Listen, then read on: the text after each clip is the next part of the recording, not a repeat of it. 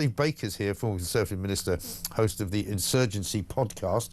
He's been speaking as well about what the Tories have lost by losing Danny Kruger. Let's say a very good morning to him. Good morning to you, Steve. Good morning, Mike. Thanks very much for having me on. Not at all. Your view of Danny Kruger's defection is quite serious, isn't it? Yeah, I think it's a seismic moment. That's because of the talent, the vision, the expertise which Danny has. I mean, he's one of the few people capable of helping Reform get ready to go into government. And let's not underestimate what that challenge is. Reform will have to take absolutely brand new MPs with no parliamentary experience and put them not just into government, but into the cabinet in order to form a government and then be high performing. That is a very, very, very big ask. And I know listeners I think they'll believe me, but having been through the process, it's difficult to convey just what a steep learning curve it is just to make a speech in the House of Commons, never mind answer questions at the dispatch box. So it's a big deal. Danny is a man with the skills and talents and experience to help them.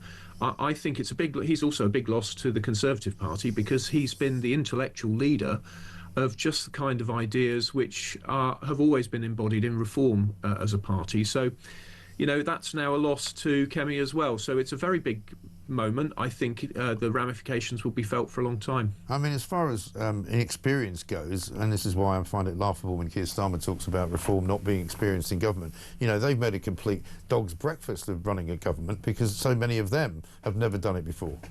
Well, that's absolutely true. Yeah, but I'm afraid I don't know what people make a for, but the truth is that politics and governing is very difficult. Involves trade-offs you'd rather not have to make. Involves enormous amounts of work, both as a backbencher and as a minister. And that is not to complain. It's just to observe that it is a tidal wave of things to do, most of which have to be grasped in the very last detail. I listened to Annabelle earlier saying about why didn't things cross Keir Starmer's desk? Well, of course, his aides are actually paid to decide what he doesn't need to see. I remember a long time ago having supper with David Cameron, which was a huge privilege.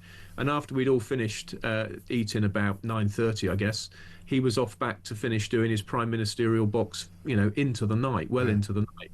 So, you know, it's a steep ask to get elected to Parliament and go straight into the cabinet. There's been talk of putting people into the Lords. That won't really wash. It might be okay for the Foreign Secretary, but it won't really wash for a whole government.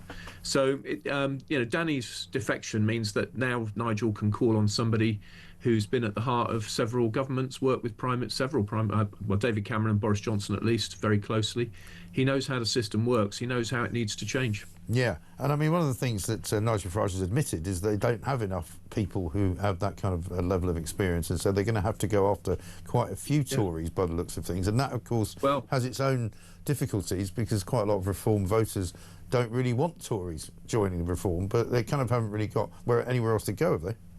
Well, indeed. I mean, I think Reform will have to be very careful who they take at some point.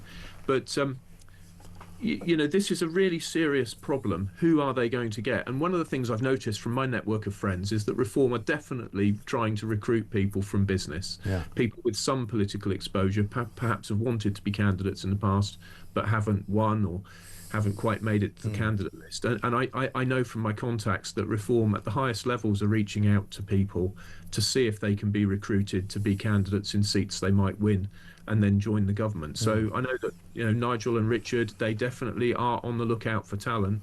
And, you know, I freely admit that by recruiting Danny, they have got a guy who I regard as not just a politician, but a statesman, you know. Occasionally we've got disagreements, but we've always managed to get through them. And I've got, as people can tell, a very great deal of admiration for Danny. I mean, does the fact that he's gone there make you reconsider possibly that whether you might do something similar? No, because I don't really want to return to the House of Commons. I'd have to have a very, very specific reason for being back in the Commons after everything I've done in the past. I feel I've done my shift and I've got business interests to pursue now, which I'm very proud of. And we'll come back to those now if you ask me another time. But I don't especially want to return to the House of Commons. As I say, I feel I've done my shift. Okay. It's one of those things, if somebody really twisted my arm, but, you know, perhaps Danny would twist my arm, I don't know. I'll talk to him at some stage, but I'm not expecting to return to the Commons at all. Okay. And knowing what you know about the business of government, how much trouble would you say Keir Starmer's in? He's in a lot of trouble. I suppose where I differ with you a bit, Mike, is I think that turkeys don't vote for Christmas. I think Keir Starmer could well be out very soon, but at that large majority of Labour MPs are not likely to submit themselves to the electorate anytime soon if they can possibly credibly avoid it, or even if they can incredibly avoid it.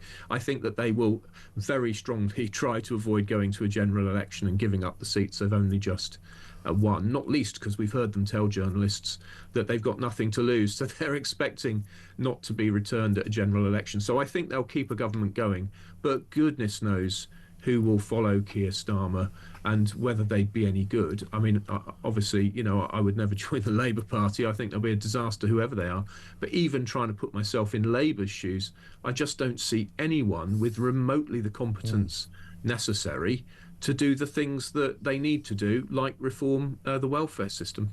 Yeah, they don't seem to have a clue how to do anything. I mean, they started their one in, one out scenario yesterday, where we were supposed to see the first of several dozen, if not more, migrants being re-sent back to France. They tried to set one guy on a plane, and they couldn't even get that done. It's a nightmare, isn't it? I mean, one of your callers said earlier, why aren't there right-wing human rights lawyers? It's a very good question. Why do they all engage in left-wing virtue signalling instead of being realistic? But the defence of freedom has fallen to economists for a very long time and out of the hands of lawyers, and it's a very, very great pity that they're not a bit more centre-right. But, you know, I'm afraid the truth is with Labour, they believe things that just aren't true. And if you believe things that aren't true, of course, real life catches up with you and knocks you around the head. And that is what we're all suffering from now. Yeah, I think so. Steve, good to talk to you. Thanks very much indeed. Steve Baker there, who is, of course, former Conservative Minister and host of the Insurgency podcast, saying he's still not quite tempted back into Parliament, not quite tempted back into reform, even though his good friend Danny Kruger has been recruited. I was joking earlier to somebody saying, I wonder when they're going to recruit Freddy Krueger, but obviously that was just a joke, just a tongue-in-cheek scenario.